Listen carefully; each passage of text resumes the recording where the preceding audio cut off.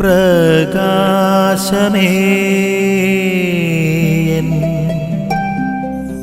മിഴി തുറക്കുക വേഗം.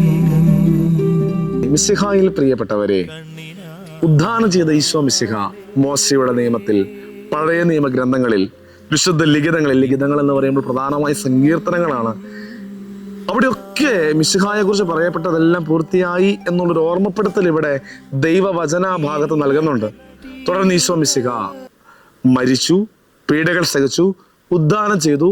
ഇവയ്ക്കെല്ലാം നിങ്ങൾ സാക്ഷികളാണ് എന്ന് ശിഷ്യഗണത്തെ ഒരിക്കൽ കൂടി അടിവരയിട്ട് ഓർമ്മിപ്പിക്കുന്ന ഒരു രംഗമാണ്. ക്രിസ്തുവിൻ്റെ ജീവിതത്തിൻ്റെ മുഴുവനും അവൻ്റെ പീഡാനുഭവ രഹസ്യങ്ങൾക്കെല്ലാം സാക്ഷികളായി മാറുന്ന ശിഷ്യഗണം യഥാർത്ഥത്തിൽ എത്ര ഭാഗ്യം ചെയ്ത ജീവിതമാണ്.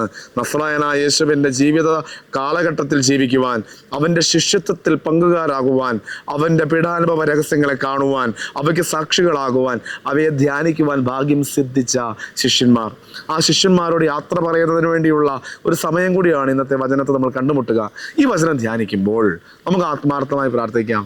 മിശിഹായുടെ പീഡാനുഭവ രഹസ്യങ്ങൾക്ക് സാക്ഷികളാകാൻ പറ്റിയിട്ടില്ലെങ്കിലും ആ പീഡാനുഭവ രഹസ്യങ്ങളെ അനുദിനം ധ്യാനിക്കുവാനുള്ള കൃപ, ഈ പീഡാനുഭവ രഹസ്യങ്ങളിൽ ജീവിക്കുവാനുള്ള കൃപ, ക്രിസ്തു നൽകുന്ന ഉദ്ധാനത്തിൻ്റെ സന്ദേശം പകരുവാനുള്ള കൃപ ഞങ്ങൾക്കും നൽകണമേ എന്ന് നമുക്ക് ആത്മാർത്ഥമായി പ്രാർത്ഥിക്കാം.